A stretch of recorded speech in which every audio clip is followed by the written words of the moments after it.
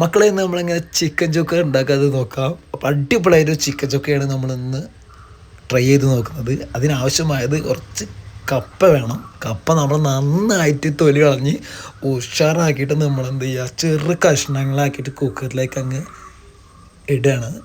അപ്പോൾ കുക്കറ് നമുക്കറിയാം, കുക്കർ പെട്ടെന്ന് വേവിച്ചെടുക്കാൻ കഴിയും അല്ലേ. ഓക്കെ, അപ്പോൾ അതിലേക്ക് കുറച്ച് ഉപ്പ് ആഡ് ചെയ്ത് കൊടുത്ത് നന്നായിട്ടൊന്ന് കുടഞ്ഞെടുക്കുന്നുണ്ട്. അത് നമ്മൾ ഈസി കുക്കിലാണ് വെച്ചിട്ടുള്ളത്. ജസ്റ്റ് 900 ഒരു പാകം വേണ്ട ഒരു ചൂടാണ് അല്ലേ.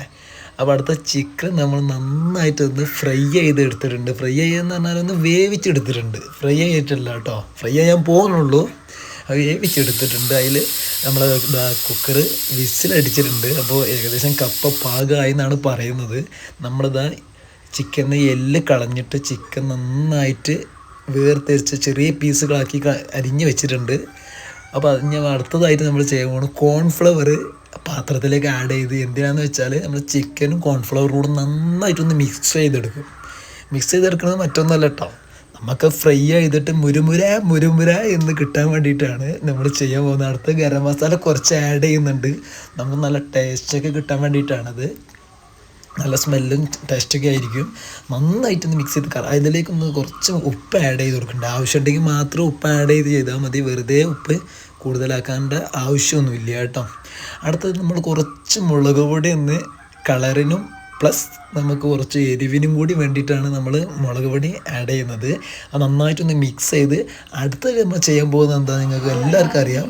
അത് ചിക്കനൊന്ന് ഫ്രൈ ചെയ്ത് മുരുമുര എടുക്കാൻ വേണ്ടിയിട്ട് നമ്മളതാ പാത്രത്തിലെ വെള്ളമൊക്കെ വറ്റിയിട്ടുണ്ട്. അതിലേക്ക് നമ്മൾ ഓയിൽ ഒഴിച്ച് കൊടുക്കണം കേട്ടോ.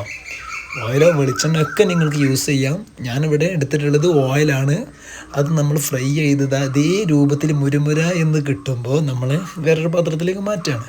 അപ്പോൾ നമ്മൾ നല്ല അടിപൊളി ബൗളിൽ ഒന്ന് മാറ്റി വെച്ചിട്ടുണ്ട്. അപ്പോൾ ചിക്കൻ മുരുമുര എന്നുള്ള ചിക്കനും അതുപോലെ നമുക്ക് കപ്പ റെഡി ആയിട്ടുണ്ട്. അതുപോലെ ഇതാ സാലഡാണ്. അത് സാലഡ് വേണം, കാരണം ടേസ്റ്റ് കൂട്ടാൻ വേണ്ടിയിട്ടാണ് ഈ സാധനങ്ങളൊക്കെ.